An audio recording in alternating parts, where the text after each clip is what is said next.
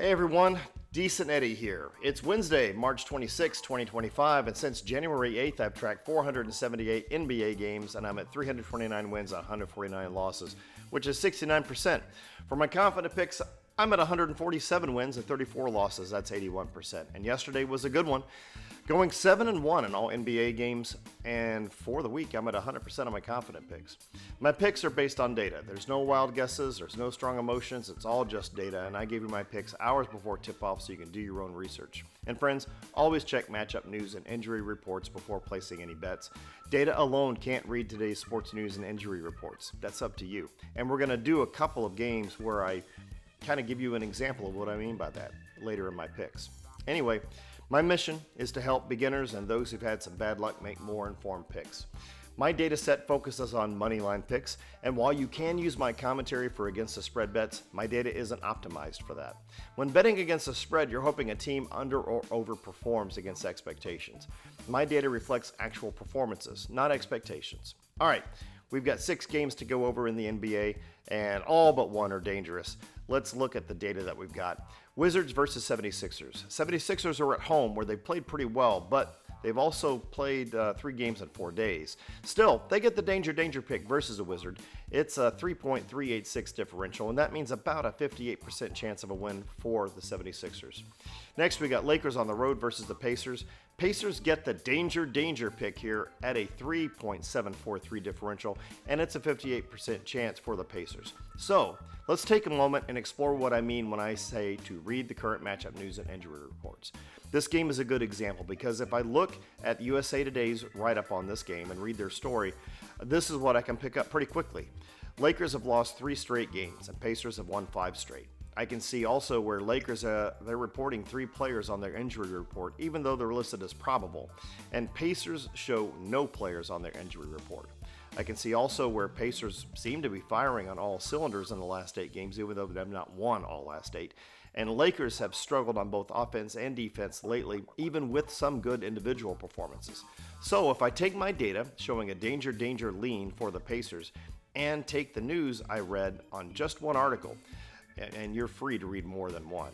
If this were NFL, I'll sometimes do, I'll read 4 or 5 write-ups before I make a pick. Anyway, I might be cautiously optimistic about putting money on the Pacers. You see, that was easy. Will the Pacers win? Well, my number says there's a 58% chance, and the news seems to hint at the Pacers having an edge. Now, you have to make the call. Moving on, it's Raptors versus Nets, and it's a very close number. Raptors get the danger nod here at a 0.4 differential. This is around a 55 or 56% chance for the Raptors to win.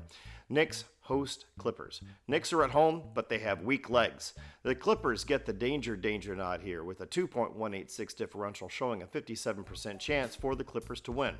Next up, Bucks versus Nuggets. Both are on the good side of better than average, and it's a close one with the Nuggets getting a danger pick at a 0.314 differential.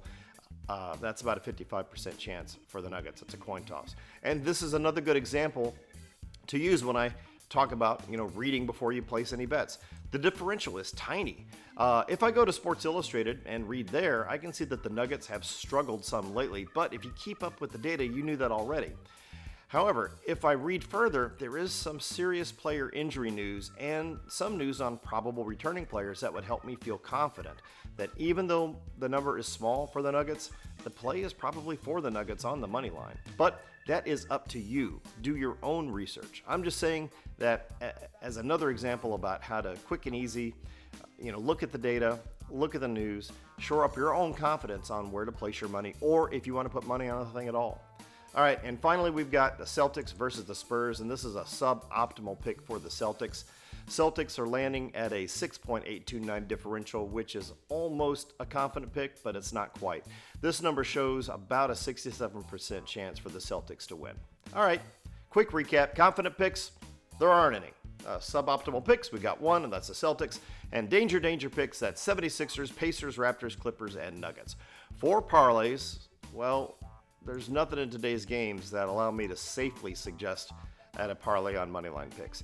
If you need to do parlays because, I don't know, because it's essential to your daily living or something, I guess maybe put Celtics on the money line and toss in some player props. I mean, I don't know.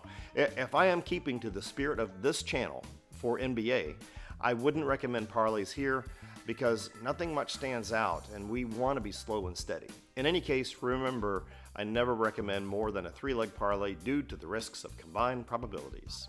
Anyway, I'm at 100% so far this week. That's for my confident picks, 4-0, and I'm at 81% of my confident picks since January 8th. Can I keep those numbers going? Time will tell. Remember, this is for entertainment and accountability. I share my picks before the games, not after, and always do your research before placing any bets, no matter whose advice you're using. And if you need help with a gambling problem, resources are in my channel description. So thank you for watching. If you enjoyed this video, please like, share, subscribe, and hit the notification bell to get my picks hours ahead of time. For more, head over to my Instagram, Decent Eddie Picks. You can also find me on Facebook. Sometimes you'll see a deeper dive into my data. You'll see my Decent Eddie grades there for all the teams. I update that a couple times a week. And, any last minute thoughts that I might have.